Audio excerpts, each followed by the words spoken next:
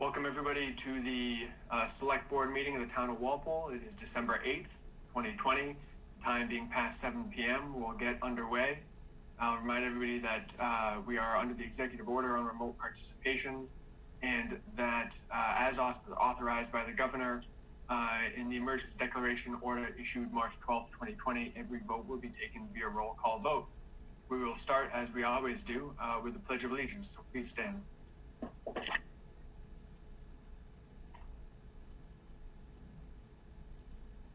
Pledge allegiance to the flag of the United States of America, and to the republic to which it stands, one nation, under God, God, indivisible, with liberty and justice for for all.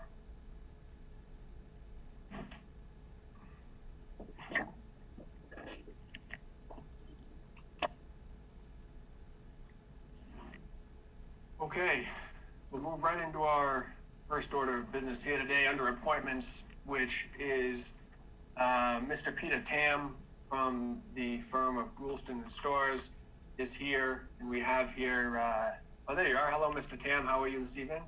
Good evening. Thank you, Mr. Chairman, members of the board. Okay, thank you. So there was a letter that Goulston and Storrs and Mr. Tam had sent to the town in reference to the land located at 400 Summer Street in Walpole. It's approximately 33-acre property. And Mr. Tam, what we'd like to just go through briefly here is if you could speak to the contents of your letter and any other context, information that you can give give the board at this point as to your expression of interest in this parcel would be very helpful to us. And then we'll just open it up to the board if anybody has any comments or questions for you directly about this letter or any other information that you give us tonight. So please go ahead. Thank you, Mr. Chairman, and thank you and the board for having the patience to listen to me for a few minutes, and I'll be very short. I know in coordinating with Ms. Kelly, I had shared with her an aerial image. I don't know if the board has that, but to the extent it's helpful, and there she is. There it is. To get right from the start, I'm an attorney at Goulston and Storrs, as the chairman indicated. I represent the owners of Gillette Stadium. In this case, it's Foxborough Realty Associates LLC, which is one of the entities that manages and controls the stadium and its adjoining properties. And in representing them as outside counsel in land use matters, we have viewed this property with some interest for some time. It makes logical sense in that it is adjacent to other stadium holdings. And so my client and I wanted to at least begin a conversation with the board to determine whether or not you as a board feel and the town feels as if any portion of this property may be surplus, and you might consider evaluating it for disposition and for responsible development. And we can talk about what that might be. But really, this is just an initial foray to start a discussion with you as a board to see what public benefits and what protections you might like to see if you were to consider any portion of this property as surplus. So just for the context of the board and the public, this is a 33.5 acres approximately of raw land, of which a portion that you see excluded from this plan contains the existing municipal 2 water tanks that are close to Summer Street, and there's an access drive. But in total, there is about 33.5 acres here. It's zoned rural residential.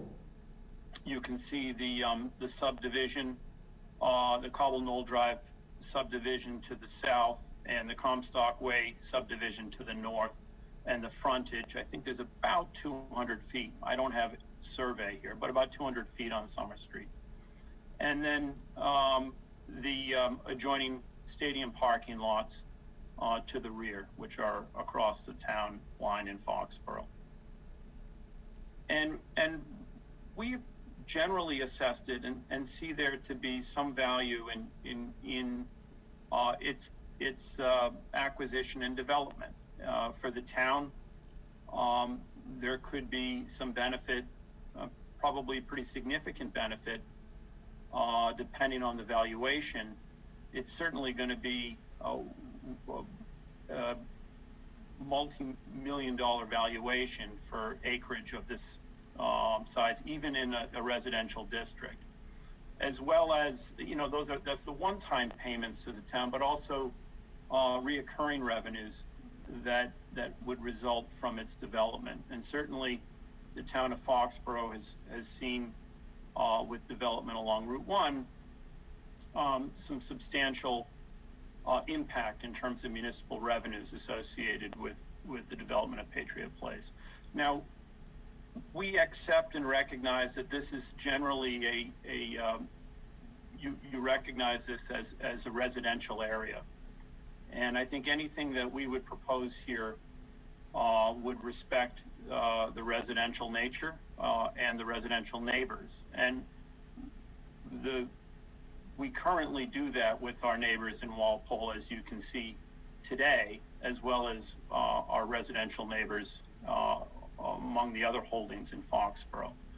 So in short, we're interested in discussing with the board further whether there is the potential for a process by which the town, through you, might determine this land, much or all of it, to be surplus, and to consider a disposition process in accordance with the public procurement laws to allow for an RFP and to see what sort of bids you might get for potential acquisition and development of this property. Okay, thank you, Mr. Tam, for that background and context to the letter and what the discussion is expected to take here. Jim Johnson, I don't want to put you on the spot here, but do you have anything to add as far as the disposition of that land or the water towers at this point that would inform the board?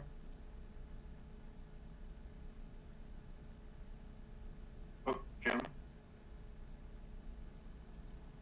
There you go. You calling me, Ben? I did. Do you have any additional? No, that's okay. That's okay.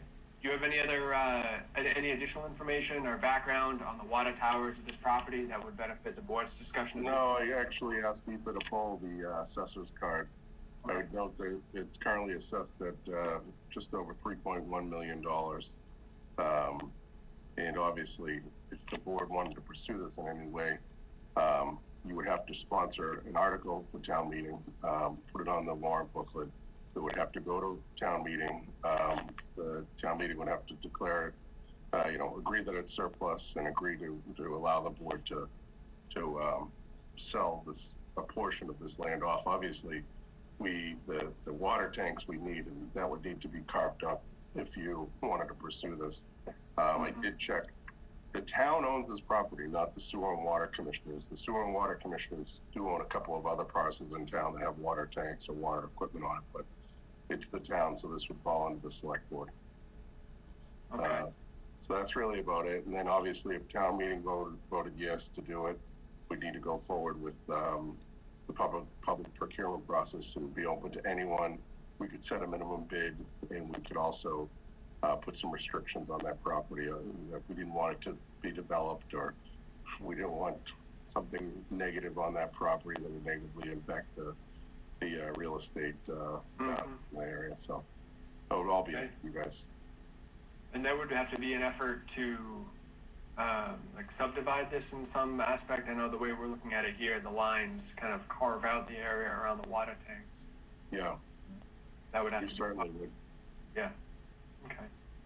All right. Thanks, Jim. So what I'll do now is just run through the board members and if you have any questions for Mr. Tam or any additional comments, now would be the time. So Mark Gallivan, if you don't mind, why don't we start with you, please? And any comments or questions? Sure, Peter, thanks for coming in and giving us a heads up on this. Do you have any rough ideas what you might want to do with this parcel? We do. I think not surprisingly, if you look at the land uses around it, it's a lot of stadium parking.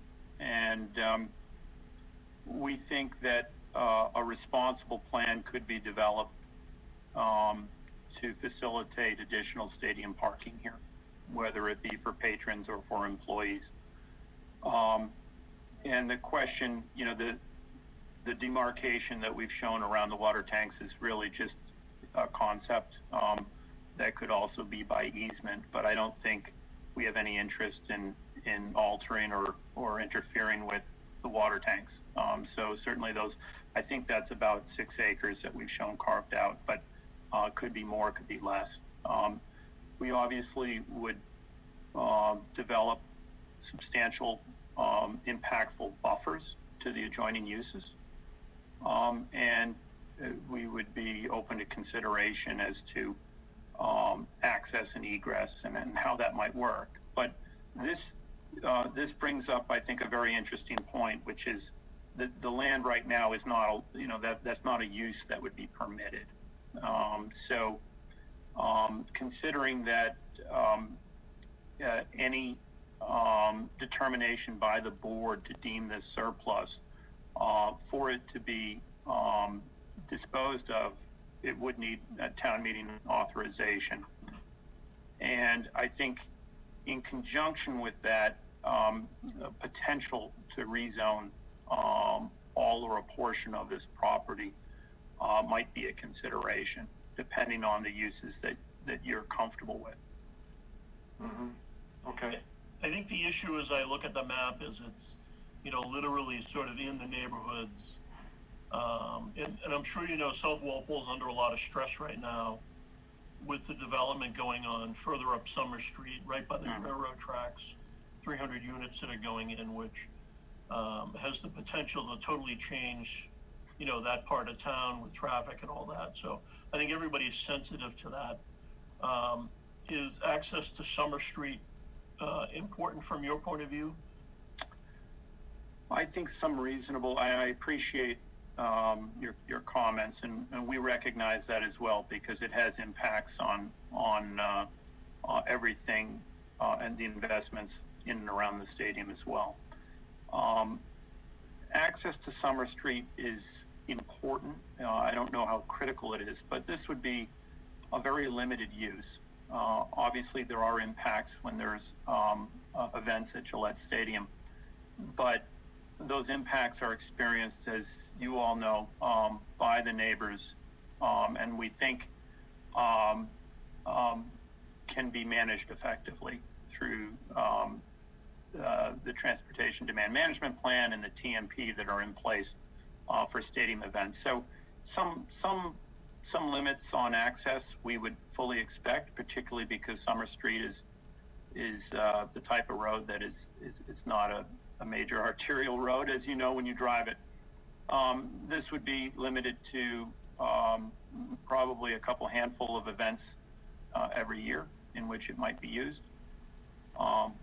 Buffers, and this would not be if we were a successful bidder and this was rezoned to allow for parking, it'd be limited in terms of the number of days in the year. And it would be, we could expect there would be protections that would be in place for the neighbors. But if you were to zoom out from this plan, you would see that while the areas around it in Walpole are certainly residential in nature, as you point out, the stresses in South Walpole are real in terms of commercial stresses.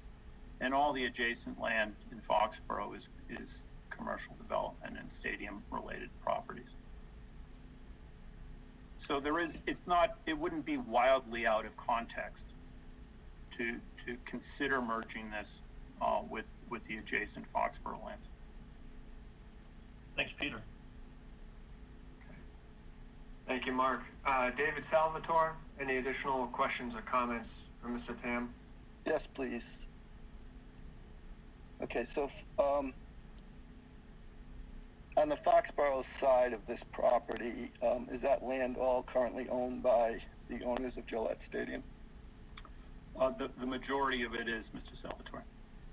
And are there currently plans for a hotel or other facility in addition to parking in that area? It's a good question, and you may have a long memory. There are plans. In fact, there's been state review of a master plan that would have additional commercial development, office, retail, as well as hotel on the parking lots that are adjacent to this property. That's a long-term plan. There have been efforts made to initiate that in terms of an initial spec building, but it has not yet proceeded.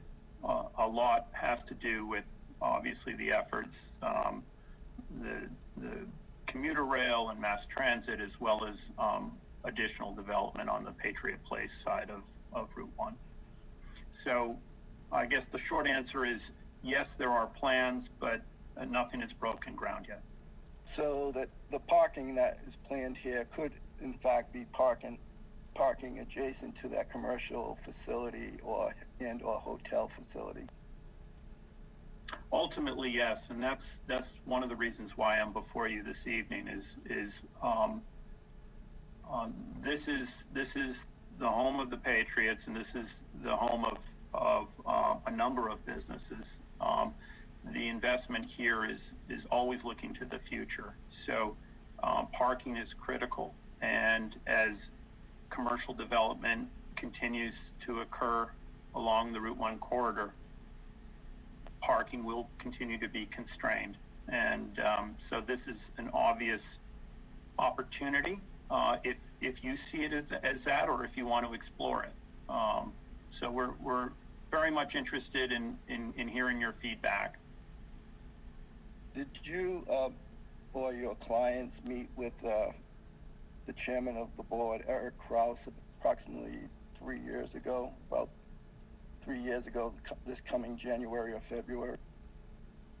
I did not. I'm not aware if anyone from the organization met with Mr. Kraus.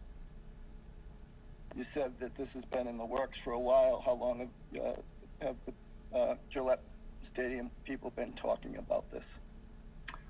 Well, I can say from my involvement, we've always looked at the corridor broadly, and I was asked to get involved a few years ago in identifying and helping identify and address issues with respect to the New England Revolution and their new headquarters to the rear of the stadium. So that was a strategic development opportunity. This is something that I looked at some years ago when these lots were originally acquired, because it seemed logical when you have a acreage of this size that's adjacent to stadium parking, that's across the street from Gillette Stadium, that they should explore and at least ask the question of you as to whether there is interest, and if there is in fact public benefit to deeming any portion of this as surplus land. So in short, I have represented the stadium organization for almost 20 years, I think, and I would have to say, even as a young lawyer, I saw this property, and I'm sure my clients did as well, and saw there to be potential interest and value there. So who met with Chairman Kraus about 3 years ago? I frankly have no idea. It's a big organization. I can certainly ask around and find out. I'm not aware of anyone having.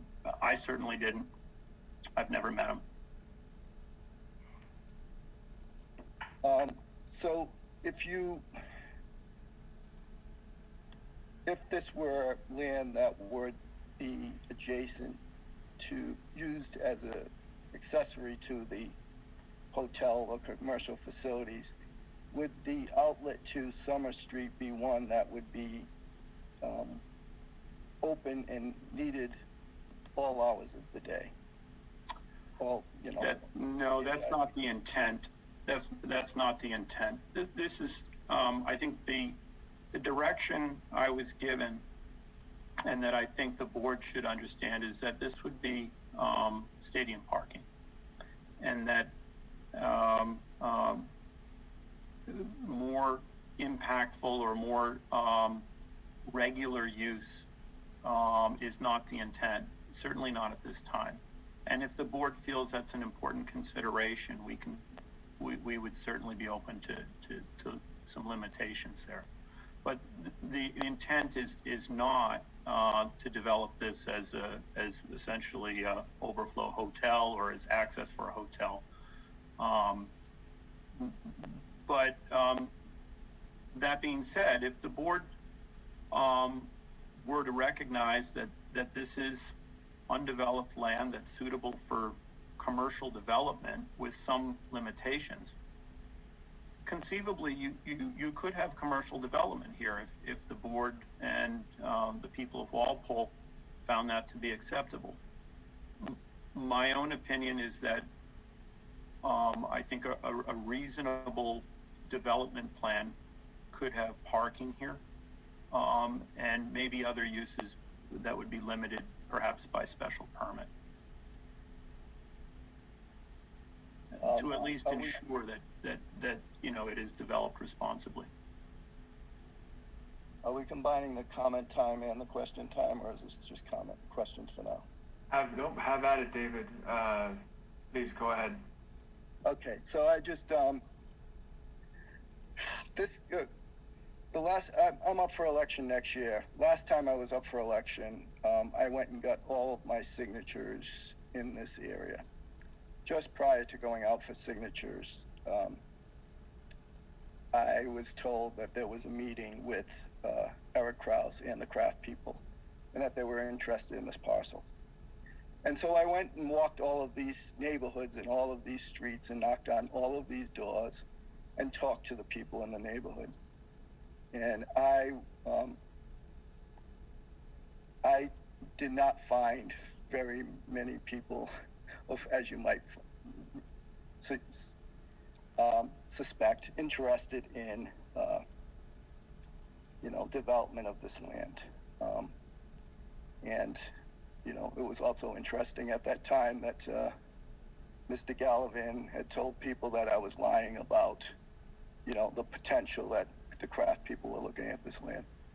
But I also think that we ought to be holding some of this land for our own needs.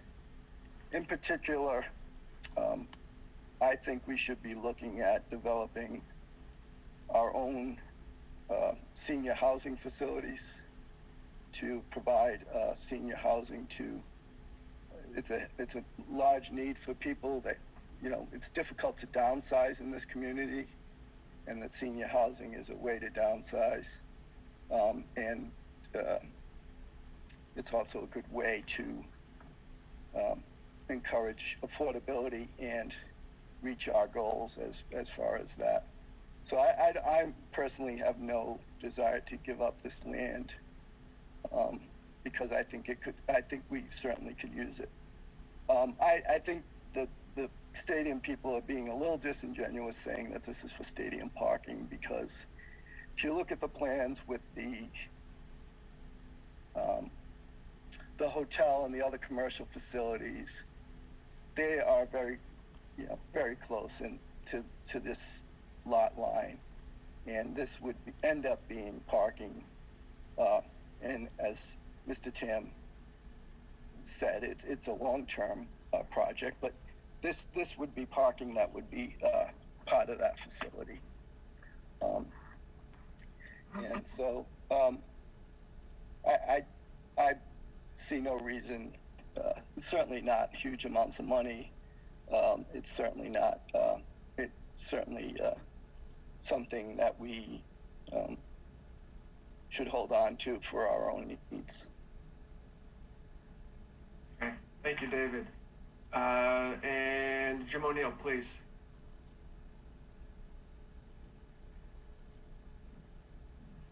Yeah, hi, Mr. Tam. Thanks for coming tonight. So, you mentioned that this is the home of the Gillette and the New England Patriots and the Revolution. You know, from where I come from on it, it's the home of the people that live in South Walpole.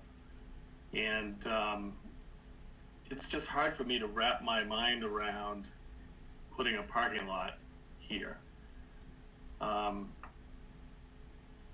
South Walpole bears the brunt of a lot of activity at Gillette. It's the traffic, it's the noise. And South Walpole has gone through a lot recently and is going through a lot with respect to a 40B that's going on Summer Street. That's going to no doubt cause all kinds of traffic issues. There's the issue of the train and the many trips that are going back and forth now with the new stop in Gillette. And we believe that there's some danger associated with that train. And at a minimum, when that new 40B goes in, it's going to compound the traffic issues. So for all of those reasons, I'm really not inclined to consider this request. I think there are probably better uses. There are better uses than putting a parking lot here. And frankly, leaving it just the way it is probably a very good use. So I'm not going to support this. Thanks, Mr. Chairman. Okay, thanks, Jim. And actually, I apologize. I should have mentioned this at the outset that Nancy McKenzie, our 5th board member, is not with us here tonight. She got held up at work, and so she won't be here. So there's no, additional need tonight to be having a vote or any further discussion or questions than we've had here. I think Mr. Tam, I think the board members have made their feelings known tonight. I'll speak with Ms. McKenzie as well. In the coming days and weeks, and we can get back to you, I think, on where we stand on this and if it's going to come before the board again or not. I intend, as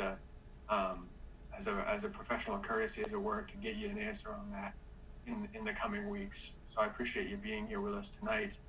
From my own standpoint, I'm loath to pass up any opinion out of hand that could give the town the ability to have some much needed funds, and as David alluded to, senior housing is absolutely in a critical crunch here in Walpole.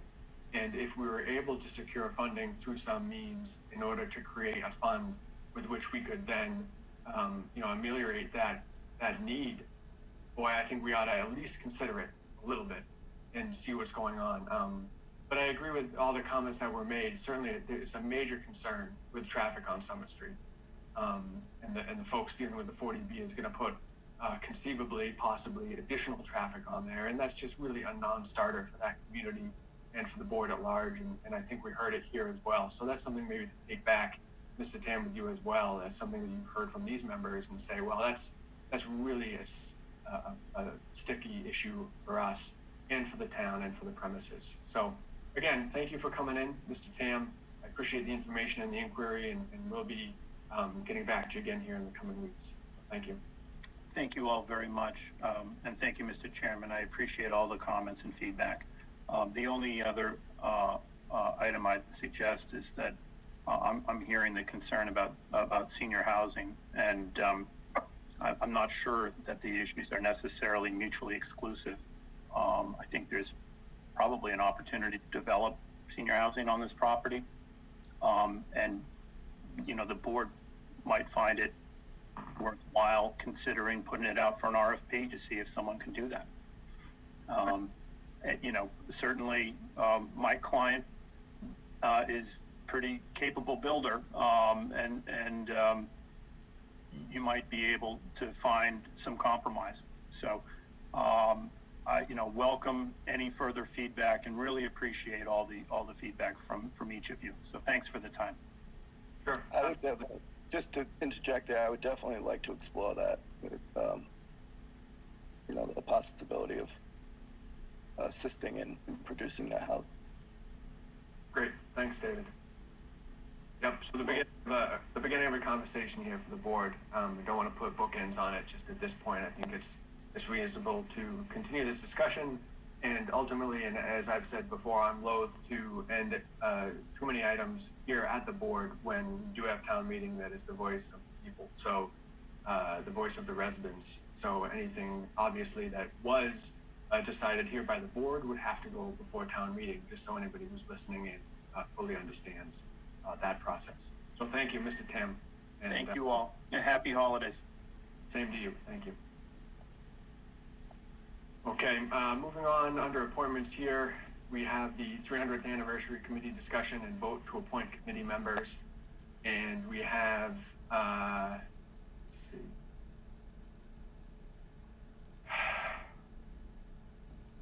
So we have 4 individuals who have, and this is all, I know that the board members have seen this in their packets. There are 4 individuals who have put their names forward to assist in the 300th anniversary committee discussion. We are still some months, many months away from this, but 4 individuals have put their names forward. Katie Abady, Beth Pellick, William Buckley Jr., and Valerie Bishop. And in addition, Aoife and the folks at Town Hall had reached out to the 275th anniversary committee and received feedback from 4 of those members on joining the 300th committee: Cliff Barnes, Dean Smith, Judy Conroy, and Janice Young. So thank you to all 8 of those individuals for throwing their hat in the ring here to be part of the 300th anniversary committee planning and the discussions that'll take place there. So I would entertain a motion to appoint these folks to the committee. Sure. Can I make a group motion just so we don't have to vote 8 times? Yes, please. I'll make a motion to appoint Katie Turco Abady, Beth Verderber Pellick, William J. Buckley Jr., Valerie Bishop, Cliff Barnes, Stephen Smith, Judy Conroy, Janice Young to the 300th anniversary committee. I'll second that. So we have a motion and a second. Being that there's no further discussion, we'll proceed with the roll call vote. Mark Gallivan, Aye.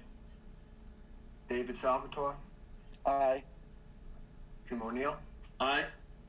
Ben Barrett, aye. Motion passes 4-0-0. And just a note on that one, the committee Yes. charge, we made it up of 7 residents, so the board just should probably increase that to 8, so we're in compliance with our own charge. Okay. I'm fine with the 4 people from the 275 did a lot of work, and I think 8's fine, but I just want to make sure. We'll add that on a future agenda. Yes. Yeah, that sounds good. And maybe something to consider. We can take a look at that and see if there's other revisions that need to be made at this point. So, Yeah. All right. Thank you. Moving on to the first item under new business is the 2021 licenses for review and vote of the board. The board has access to the substantial paperwork that's been put forward for this, and Aoife and Jim, everything is in order here, it seems, from the backup in our package. Jim, do you have anything to add to this item? No, just that Aoife, everyone's on the new system now, right? I believe. Yep, everybody managed to renew through Viewpoint, so all the new licenses are updated through the new system, and all the liquor establishments renewed for 2021. So that's more of an internal thing for us, but it's more or less means the people from Board of Health and the people from building, we're all looking at the same thing. In the past, in the years ago, we were all going off of different software, and this is one of the first things we asked Aoife to do when she came on board, and she's done it was a monumental task, and she's done a great job transitioning all this over to the new software. So thank you, and everything's in order. All right, fantastic. Thank you, Aoife, for undertaking that. And I know that everybody at Town Hall and certainly on this board appreciates that for the ease of use and efficiency. So thank you so much. All right, I'll make a motion to renew the 2021 weekday and Sunday entertainment, section 15 off premises, alcoholic beverage, farmers winery pouring permit, section 12 club, all alcohol, wine and malt beverage with common victualers as listed in document attached, and have the board's official signatures digitally scanned. Second. So we have a motion and a second. Being that there's no further discussion, we'll proceed with a roll call vote. Mark? Aye. David? Aye. Jim? Aye. And Ben, aye. The motion passes 4-0-0. Moving on to item 2 under new business, we have a vote to accept the resignation of Steve Sir from the Town Forest Committee. Is that a motion, Ben, or should I make a motion? Please make a motion, sure. I'll make a motion to accept the resignation of Steve Sear from the Town Forest Committee with thanks. Second. We have a motion and a second. Being that there is no further discussion, we'll proceed with a roll call vote. Mark? Aye. David? Aye. Jim? Aye. Ben, aye. 4-0-0. The motion passes. Moving to item 3 under new business, a vote to appoint Greg Campbell as an associate member to the Walpole Trails Committee. I know that Greg is not with us tonight, but having spoken with him about this and knowing his involvement to date already with the trails and assisting Mr. Riggett and Mr. Matthew with their work there, I think it'll be an excellent addition. So I would entertain a motion, please. I'll make a motion to appoint Greg Campbell as an associate member to the Walpole Trails Committee. Second. We have a motion and a second. Proceed with the roll call vote, being that there is no further discussion. Mark? Aye. David? Aye. Jim? Aye. And Ben, aye. The motion passes 4-0-0. Thank you, Greg, for volunteering to be a part of the Trails Committee. Item 4 under new business, we have a vote to amend a section of the town policies and procedures manual. Jim Johnson, if you could just walk us briefly through this. It's a small modification, but basically the current policy and procedure requires for a job posting that, quote, the advertising of the position will be in the town of Walpole website, on a local cable television system, and within a local newspaper at least 1 week prior to deadline. The revised policy reads, advertising of a position at a minimum will be on the town website, on the HR board at town hall, and posted at other locations such as a newspaper, professional associations, or elsewhere. The reason I'm asking the board to consider this is newspaper advertisements. They're somewhat costly and they're not that effective, quite honestly. We've been advertising on the Mass Municipal website, the MAPC website, and the local newspaper just doesn't provide much help, and it will save us at least about $60 per ad for that one. Okay. Any further discussion from any of the members of the board? Questions on this? I do have a, Please. so if we could just word it so that after you talk about the local town bulletin boards and cable, that it then lists and at least, 2 of the following, and then list the number of items without a newspaper being listed, or even with a newspaper being listed. I just want to make sure that everything gets posted to at least, either the Mass Municipal or, if it's you're looking for a full-time lawyer, then Lawyers Weekly. If you're looking for a full-time accountant, some board related to that. I think it just needs to be fleshed out a little bit more so that it's clear that it won't be just in-house locations. And that should be at least maybe 2 outlets, or 1 or 2 outlets on the outside.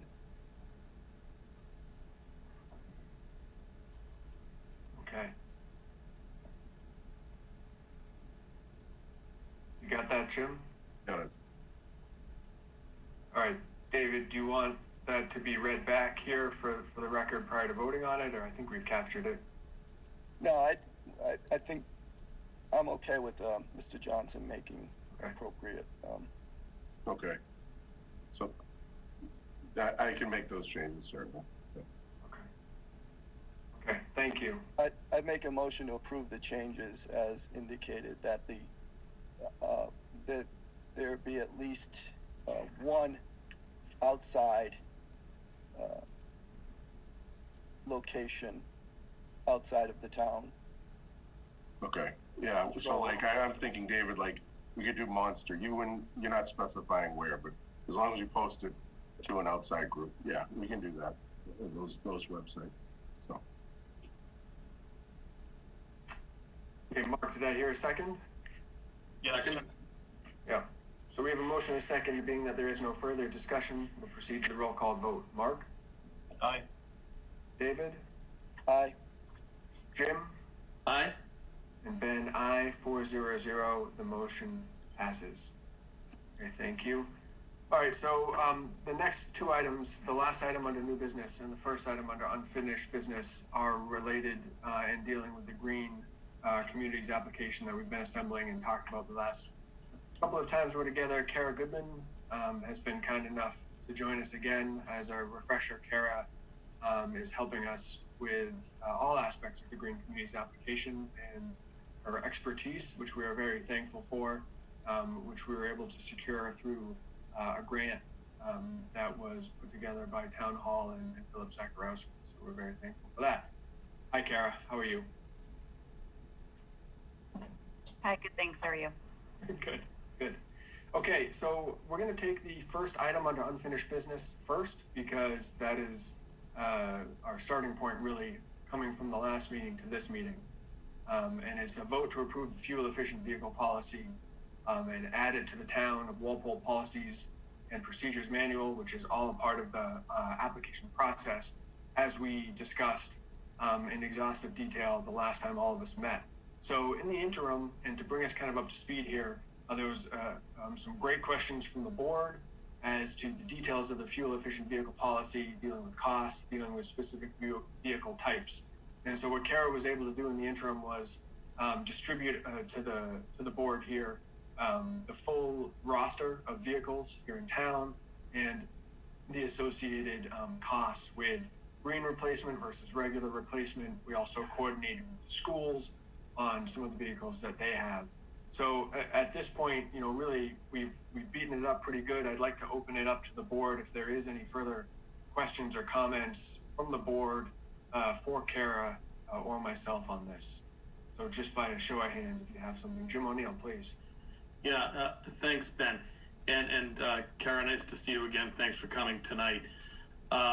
I was one of the ones asking, I think, most of the questions last time around this, and had some, not concerns, but questions around, you know, what the real costs were going to be. And so I took the spreadsheet that, Kara, you sent us, which was really, really helpful. And I did my own kind of analysis on it, looking at the data in the spreadsheet and putting my own assumptions on how frequently the vehicles would turn over, thinking that over some 5 or 6 or 7 year period that the 36 municipal vehicles would turn over in that period of time.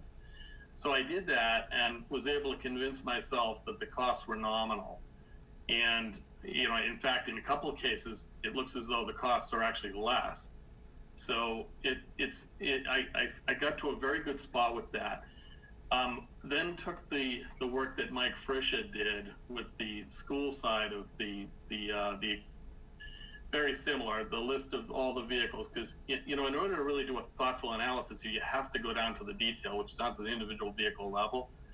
And again, I worked it through on those. Those are a little more costly, and I think it's the nature of the vehicle, because they are vans and transport vehicles, but still not really out of sight. So I got comfortable with that one as well.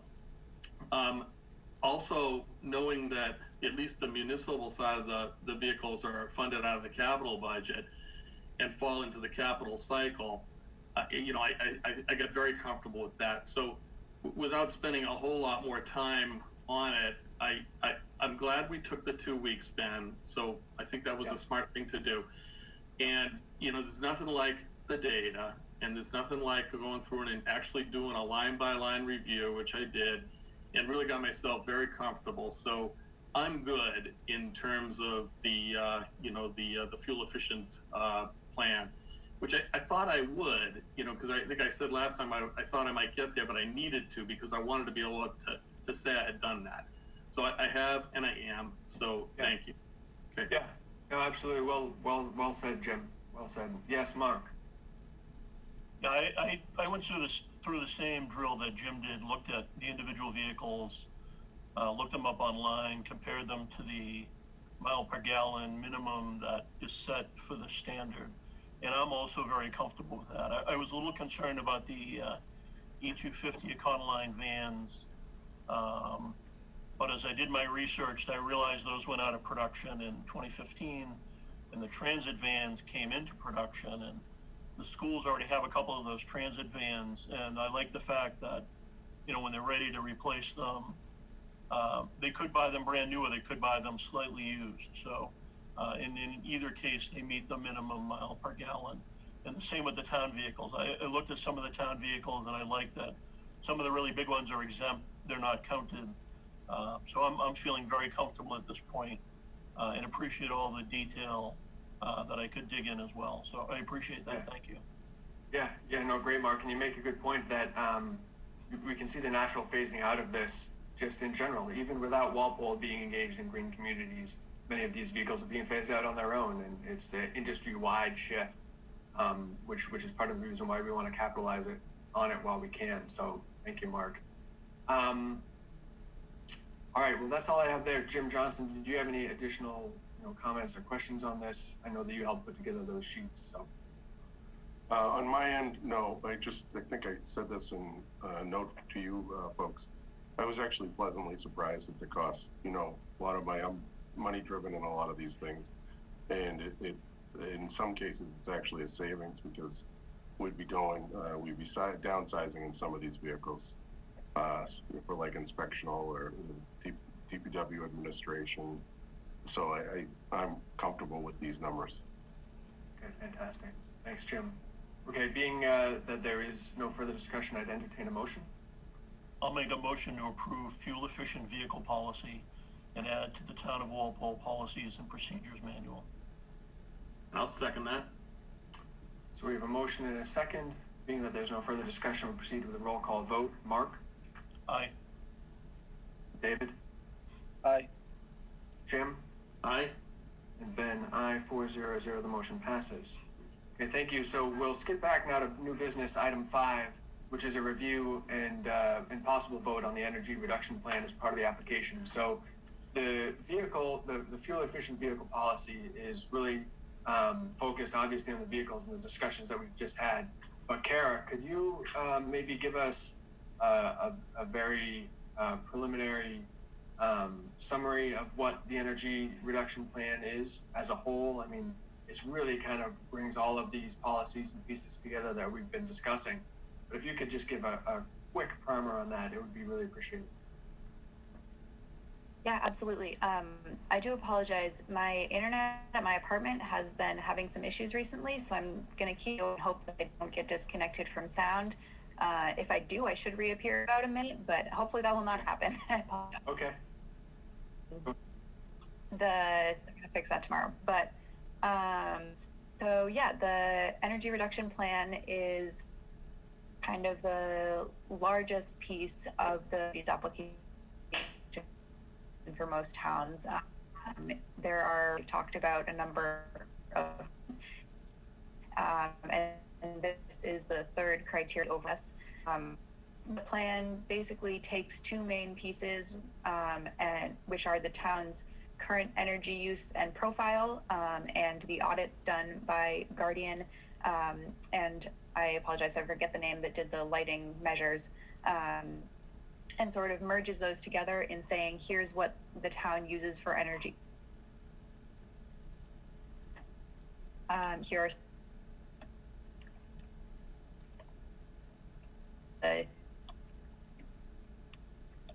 So, Kara, I think that we're losing you a little bit. Opportunities for savings. Oh, Kara? And here's how we could get to a total of 20% energy saving. So we'll include all of these measures that we got from the audit, or at least the majority of them, but they don't ultimately all have to be done or in the order that we prescribe here. I think I made a couple notes that I'm going to talk more with Jim and with Dawn and Cheryl about their kind of preferred order for these, as well as the school committee folks. So we could identify that maybe we wanted to high school in the first year of grant funding, and then the, you know, one of the elementary school following year, or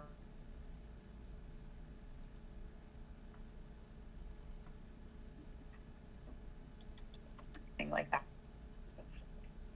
I don't have those answers yet. But yeah, so it's sort of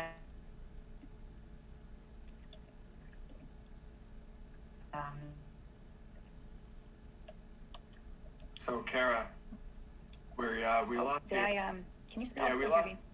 Yeah, we can hear you now, but we lost you a little bit there. But I think we got the general gist of it, which is to say that starting on page 6 of the energy reduction plan document, it talks about funding, it talks about the overview of goals years 1 through 3, 4 through 5, and it runs through those processes. So really it functions as consolidation of all the energy use in town, and then ways in which that can be improved. And what it does is it informs then the town, or if we're able to form a green committee, it will then inform, you know, what they do and the grants that they go after and the work that they pursue around town.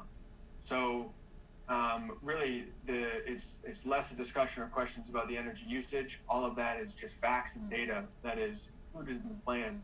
But if there are additional questions or comments about the reduction and the goals that are set forth here, you know, we'd love to hear them from the board. So why don't we just go around at this point? We'll go in the order that we voted, and you know, we can talk about any comments you have or any additional questions that you have in relation to this.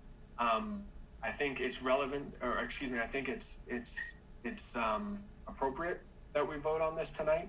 I think again, depending on the comments from the board and the beliefs, certainly we can vote on it on the 22nd if that's what you all think, but I'd prefer to vote on it tonight so that we can pass this then to the school committee and have them consider it on Thursday, because it is a roadmap. It's very, very much akin to the housing production plan that the WHP put together that was approved by the select board, and it has this whole menu of options that then the housing partnership could then pursue different items. This is very similar, so nothing here is set in stone. Well, let's go ahead with that comment and question period. Mark, if you could kick us off, please. Sure. I'll just start with, I do want to mention, because I think it's important, that although we're talking about future things that we can do, a huge amount of work has been done in the last year on the LED lighting in most of the buildings in town. And I just want to let Jim know and Don know and Rick Mattson know that I appreciate that we've already moved ahead with a lot of those things, because I think that is important. I am in favor of this plan. I know there's still a few energy saving numbers that they're still working on, Johnson Middle School, Fisher, and Elm Street. And that will, when those are finalized, that will just give us a few more ideas on what projects may make sense at those schools. But as I look at the numbers, it's clear that the high school, it would be a great place to probably start. And there were some other interesting savings possibilities that, you know, I'll let the professionals figure out the order and all that. But I did think it was a great plan, and that we can realize some real savings going forward that will save us money year after year. So I would just say to Kara and all those involved, good job. Thank you, Mark. I do apologize. I lost connection for a minute there, so hopefully I didn't miss too much. I'll just add one more thing, if that's all right, Ben. Please, go ahead. Is that I wanted to explain how the grants portion works again, just to remind everyone. So there will be an initial designation grant that the town will receive after designation, and that'll, as you all know, the deadline is end of the year, so that money should come in this spring. And then that'll be a bit of a smaller amount because it's based on the town size and population.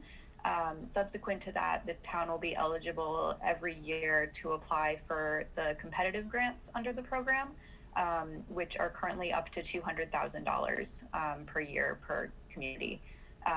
So that's what the kind of funding stream that this kind of unlocks looks like, just to clarify that. And then obviously the town has the option to choose each year which projects they apply for. Most of these projects are things that are eligible for that. They sometimes also fund other things, such as renewable energy measures or elsewise, but most of these measures that are proposed are very standard and in line with other projects that they funded in the past. So that should be no problem. And yeah, like I said, it'll be up to the town to prioritize each year as they apply for those grants, which ones they want to do at that time. So the most important, as I think you noted, Ben, is that, or Mark, that we kind of identify which ones we want to move forward with this first year. And the other ones, it's great to have them all in there and have the best idea possible which order we might want to do them in. But ultimately, kind of the most important is to identify the first year of projects sort of counts as the LED projects that we already did. So that's the good news. But the next year of projects will be the highest priority, and then the rest can be flexible. Great. Yeah, thank you, Kara. No, that's excellent additional information. David, any further comments or questions on the ERP?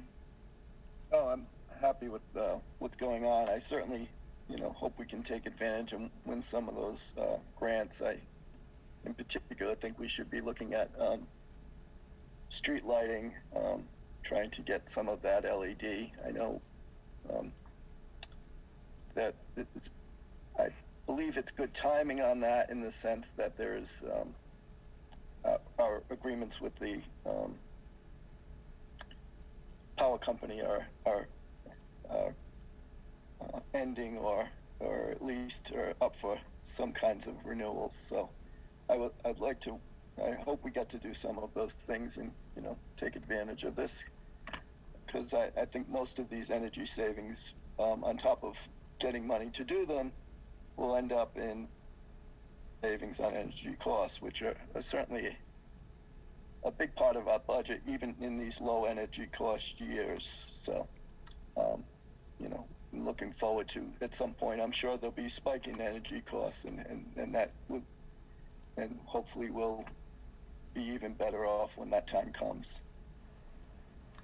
David, you mentioned the street lights. I'll just note that I actually run a pretty large street light program through MAPC right now, which that specific program is ending, but I do have a lot of information about streetlights, so I'd be happy to talk to you guys about that in the future. But in the interim, if someone is able to send me just the list of the streetlights in town, how many 50-watt lights, how many 100-watt lights, and the ownership, if I could connect with someone on that, I'd be happy to put together some quick calculations on what a project for that might look like, if that's of interest to include. And obviously, I can't go around and install all of your streetlights for you, but I could get those estimates as something you could include in the plan if that was of interest. Okay, great. Thank you, Kara. Thank you, David. Monil. Thanks, Ben. Hey, I think this is a good idea too, and I plan to support it. Here's my question. The document that I think we had in the packet was still draft, right? Yes. It wasn't in the packet. It was sent separately, but morning. But yes, that's the draft plan. As I think Kara was kind of breaking up, and she was alluding to the fact that a lot of the data is loaded in there, but Guardian, the audit company, is still proceeding with some of those this week, and so once that's wrapped up, the rest of the data will be put in.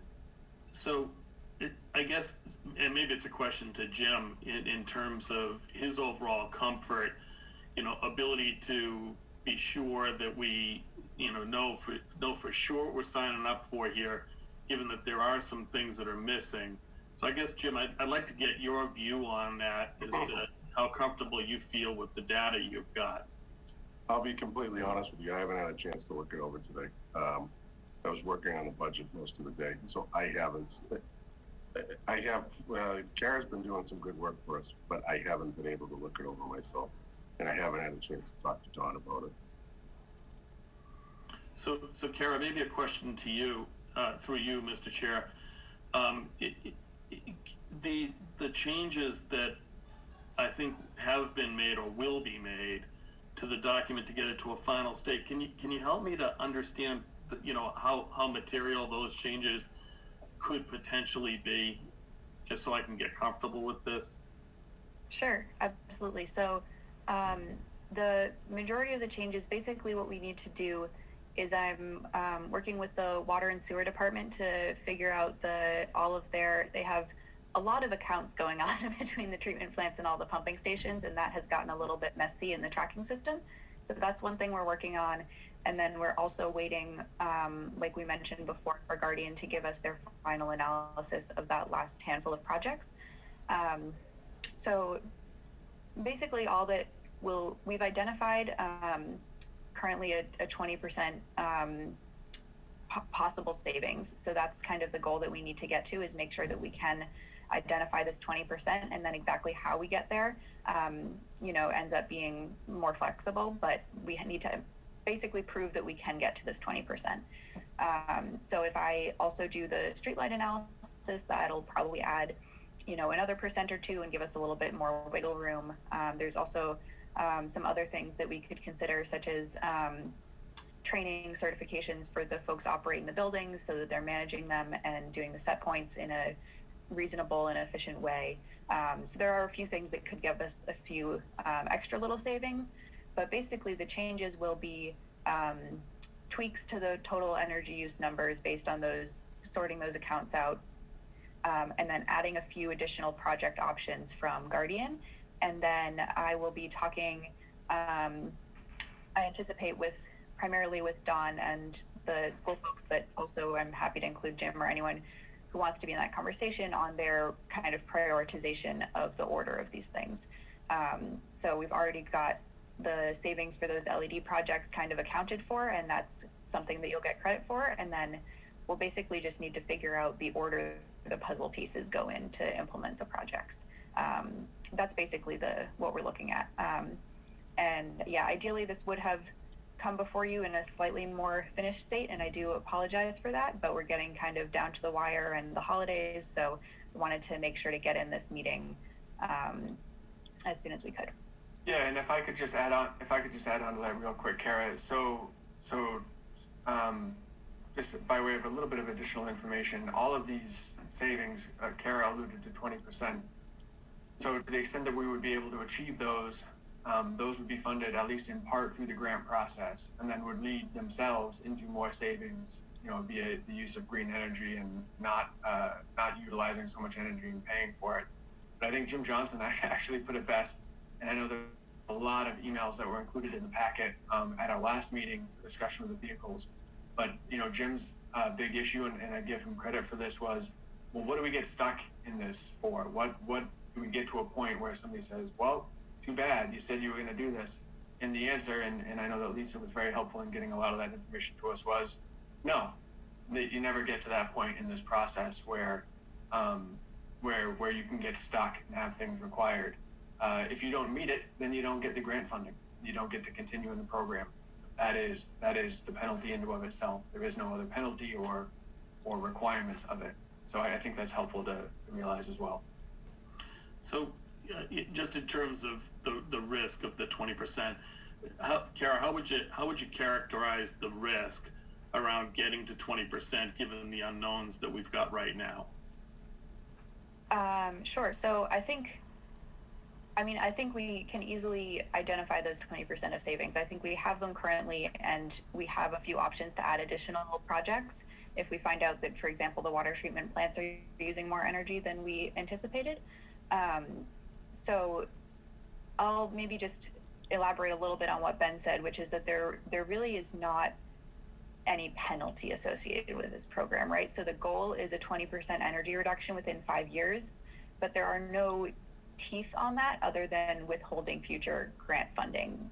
And the withholding the funding, I've never seen that done for failing to meet the savings numbers. I've only seen that done for breaking one of the other rules. For example, if you had buildings going up that were not stretch code compliant, or if you were willfully buying, monster trucks for your building inspector to drive around that didn't meet the fuel efficient vehicle standard or something. Sure, my son would like that. I'm sure. Yeah, so basically if you break or bend any of the criteria, it makes you ineligible for grant funding until you sort of rectify that. And, you know, Lisa or someone at DOER would be able to walk you through that if that happened. But short of that, there is no penalty for not meeting the energy reduction goals. Frankly, many towns have been in the program and, you know, have struggled to meet them in the 5-year time frame, but they're still receiving funding and they're still being able to work towards that goal on a slightly longer time frame. Obviously, we want to see savings and we want to see them sooner because you will be saving significant amounts of money as soon as those measures go in. But it, you know, things happen, plans change, funding is hard to come by sometimes. So DOER realizes all of that, and they're not gonna. There's no way to kick you. There's no way to kick you out of the program, and there's certainly no teeth or penalty of any sort, really, for better or for worse. And the lack of the inability to get future grants wouldn't impact any grant that we had already gotten. We wouldn't have to pay anything back, right? That's correct. Okay. So I would say this, as a general rule, I think it's bad policy to take a vote on something that's still in a draft state. I know there's a lot of support for this, myself included, and given the dialogue we've had, and Kara, given your assurances that there is no real penalty here, that if we achieve 15%, we achieve 15%, that's a good thing. If we don't get to the 20%, we just wouldn't be eligible for the grants, which we would want to be eligible for, but there is no real risk. So the fact that we're working with imperfect information here feels as though that's okay, because we really don't have any risk. Kara, am I saying that properly? I'll just make one clarification. So the energy savings specifically wouldn't, failing to meet the energy savings numbers would not make you ineligible for grants. What might make you ineligible would be breaking a different rule, such as a stretch code or inappropriate vehicle purchases. Yeah, I'm sorry, you did say that, so I apologize for misstating that. No problem. But the rest of what I said is, you know, so the fact that we're dealing with incomplete information here doesn't introduce risk to us taking a vote tonight. I would agree with that. Of course, it's up to you all. Well, of course, but I just was, you're the expert, and I wanted to just kind of get your view on that so I could get comfortable with it, because again, it's a general. I mean, it's just not a good practice in any business to take a vote or sign a deal that's not complete. Again, I feel as though based on the dialogue here that we're in a good spot, that there is no risk, as we've just walked our way through. It's a good thing that we're trying to get done. There's all kinds of support on the board, as evidenced by all the dialogue. So, Ben, I'm good with it. I have no further questions. Okay, thanks, Jim. And I'd also highlight that I would never ask the board to approve something for which there was any risk at all, even less a significant amount of risk. So be assured that a lot of people have looked at this. We have a great team, not just Kara, but as she alluded to, Lisa at DOER and Katie Warrington, who helped us put the numbers together, as well as some of the folks from Walpole Green. So a lot of good folks having put time into this and looked very closely at these details, not least of which, you know, Jim Johnson and Don and Rick and all the folks on Hall who have graciously put their time into this as well. And hopefully with the end result being that we can appreciate some savings and go forward with that. So if it would please the board, I would hear a motion on this. Can I have one more quick follow-up? Sure, David. So basically, the grants would help us reach that goal for 5 years from now, having 20% savings. Is that part of what's happening here? Is that we would be applying for grants and those would be, you know, helping us reach that goal? Yes, that's correct.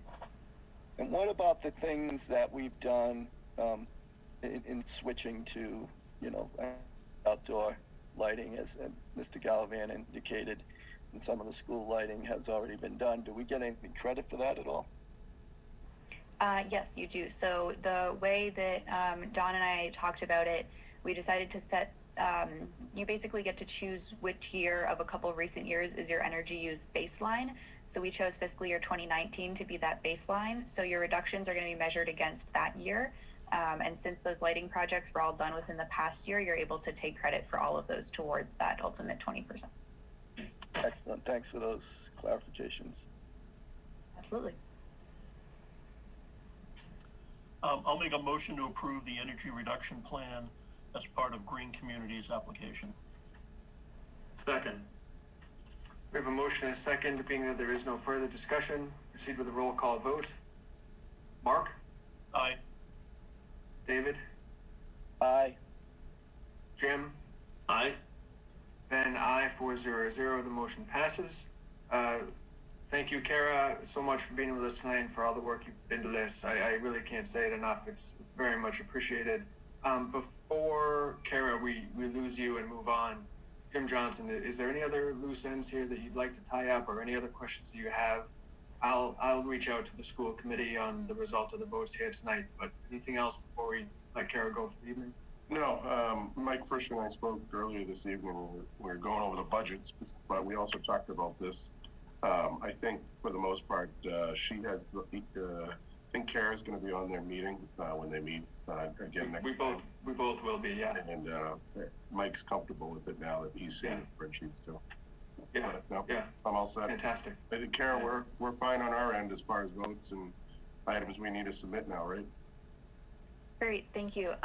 So we'll be finalizing this, and I'll be working with Dawn and everyone for another week or so to get the last details squared away, and then we'll make sure that we get your signatures and have all that squared off. And thank you all so much for your support, and I will be there on Thursday for the school committee as well.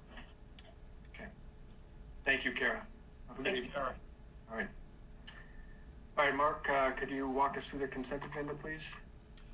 Sure, I'll make a motion to accept with gratitude the following donations. Junior Women's Club of Walpole to Community Policing Marketing Program, $500. Nina Chambers to Recreation RAD account, $25. Janet Emmy Down to COA Gifts, $50. I'll second that. We have a motion and a second. Being that there's no further discussion, we'll proceed with the roll call vote. Mark? Aye. David? Aye. Jim? Aye. And aye, 4-0-0, the motion passes. And the next item we have here is the town administrator update. Johnson. Sure, just a few items here. COVID update.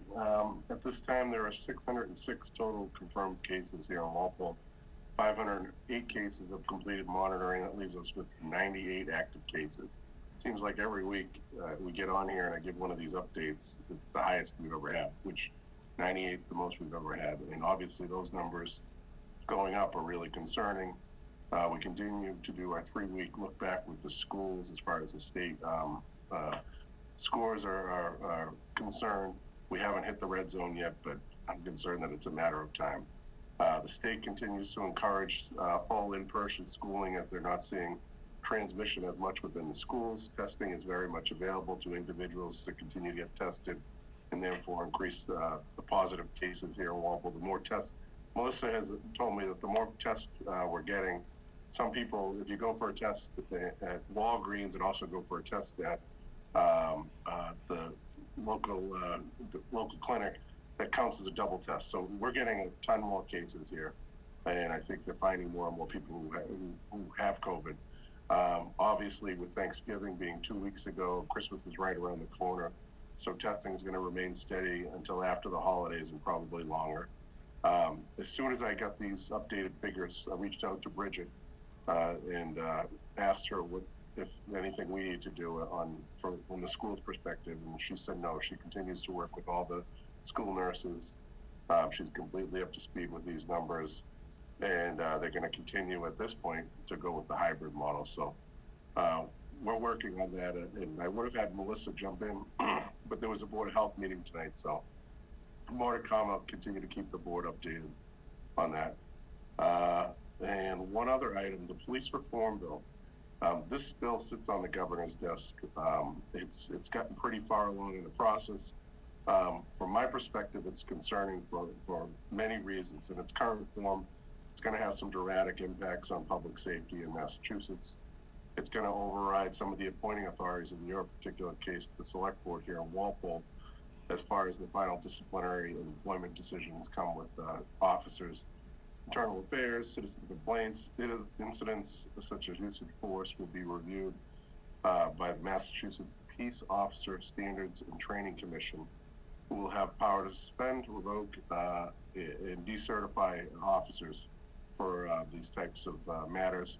And it's going to be under their purview, independent of the select board. The majority of the commission is supposed to be made up mostly of non-law enforcement judges, attorneys, and advocates. It really redefines the police use of force standards here in the state, and is going to just dramatically change the standards and proof for police officer misconduct. I know our chief and the Police Chiefs Association have voiced their concerns, but it seems as though those concerns have not been really heard. I'm bringing this up to your attention because I believe it's going to dramatically impact how we attract new police officers here to Walpole and retain officers moving forward if it's signed into law. It could be an issue as far as getting qualified people to work for the Walpole Police Department. A couple of the police officers have mentioned it to me directly that they're concerned. So it's just something I wanted to bring to your attention, that it's close to going into law. So, and those are my two updates. Great, thank you, Jim. Any additional comments from the board? It looks like we do. So why don't we just go in the voting order here? For any additional comments or questions for Jim? Mark, please. Sure. I just wanted to recognize that COVID has caused incredible stress in all aspects of life. And I just wanted to say thanks to Jim Johnson and the Board of Health and everybody at the schools and the janitors and the DPW and everybody who's involved with doing all those mundane things that have to be done day after day after day. Think about a classroom, as the kids leave, how much cleaning has to happen on a daily basis, weekly basis.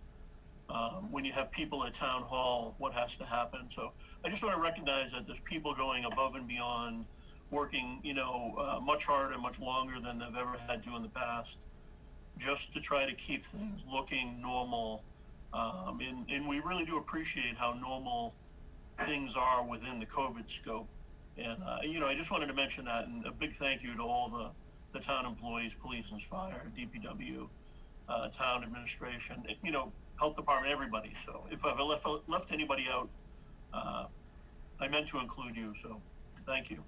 Yeah, well said, Mark. Well said. I think we all echo that. Yeah, Jim, excuse me, I'm sorry. I said I would go in order. So David. Thanks for the update. I think your comments about the number of testing versus how many people are sick is certainly is telling. We don't. I think there is a lot more testing going on, so the numbers are higher. It's also interesting that the number of hospitalization is coming up, but not to the extent of the number of cases.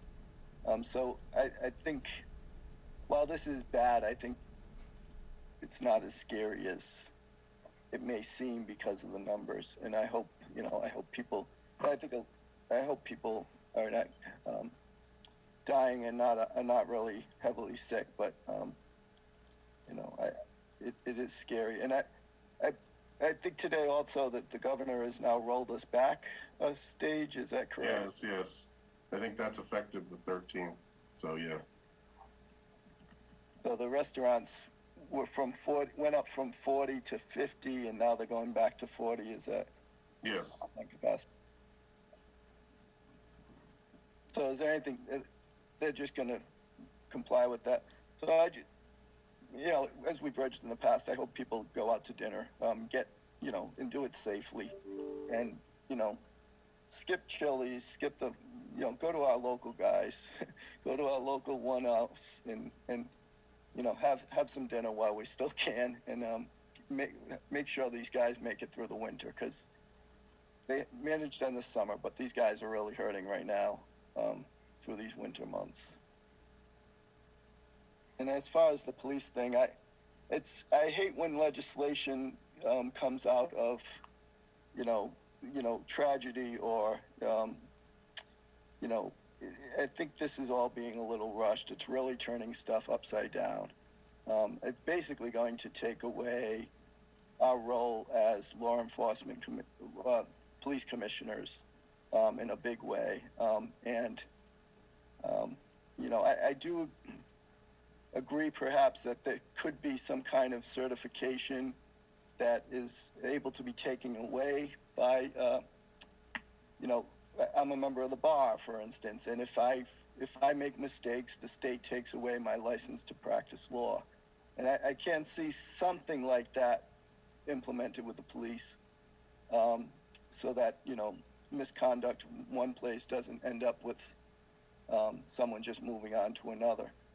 But I think what's come out of this has been a little bit of whiplash, or overreaction to the problems, because I think for the most part, we have our problems. You're always going to have problems, but I think the law enforcement officers in the state of Massachusetts tend to be very well trained, very well educated, and tend not to have the same issues that other parts of the country may have.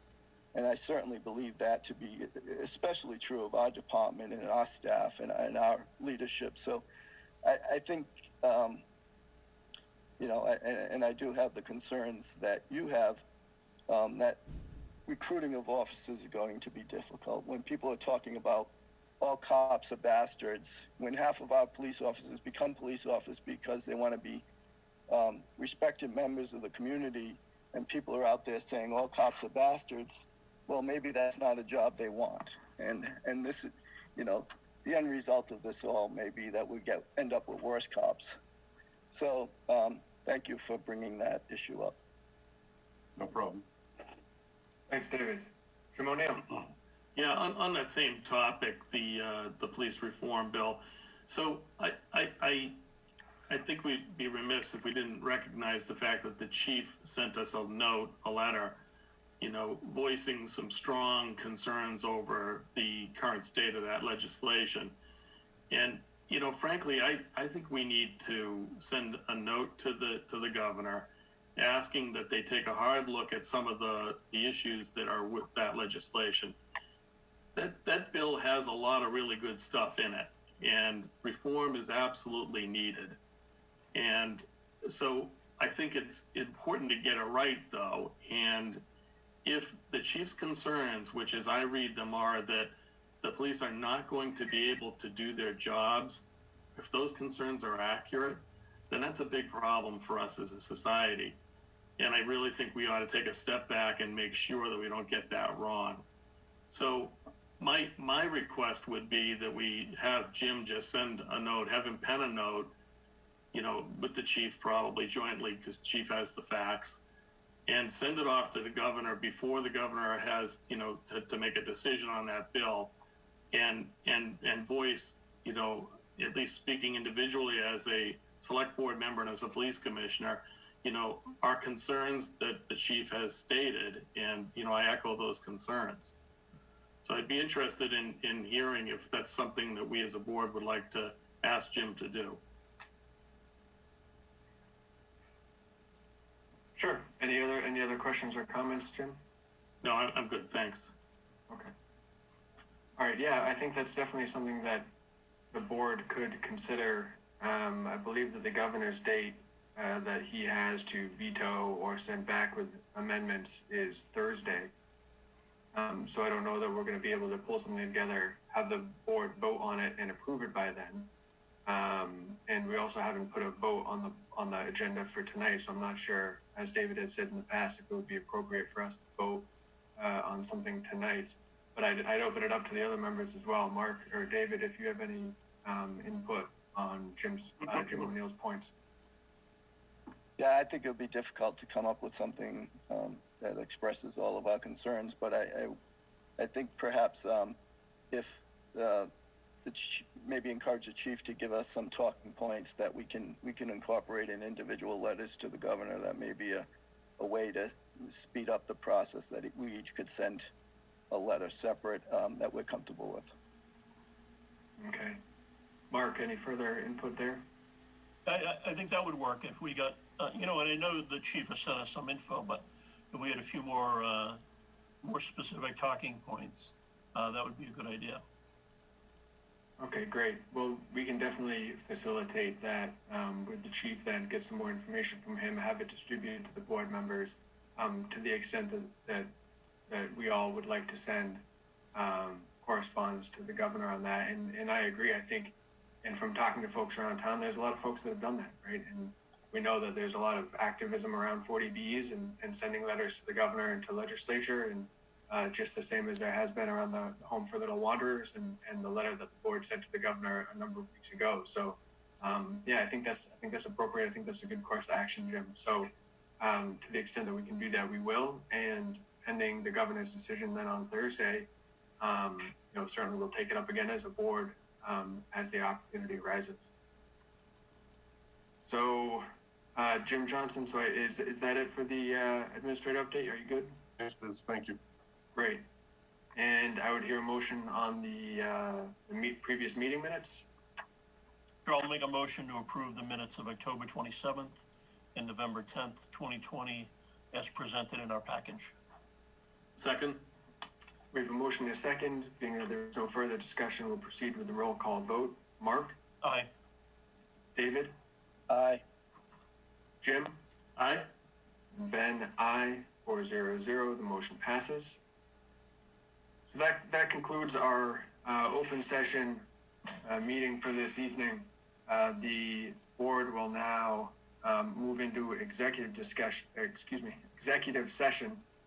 And I hereby declare that it is the board's intention to go into executive session for purpose 3 to discuss strategy with respect to collective bargaining or litigation if an open meeting may have a detrimental effect on the bargaining or litigation position of the body, and the chair so declares, and the board will not return to open session at the conclusion of the executive session. And I'll just repeat that again. So we will not be returning. We will close the meeting from executive session. So with that, the motion from the Board of Selectmen to enter into executive session for purpose stated, with the board not returning to open session at the conclusion of the executive session. I'll second that. We have a motion and a second. We'll proceed with the roll call vote to move to executive session. Mark? Aye. David? Aye. Jim? Aye.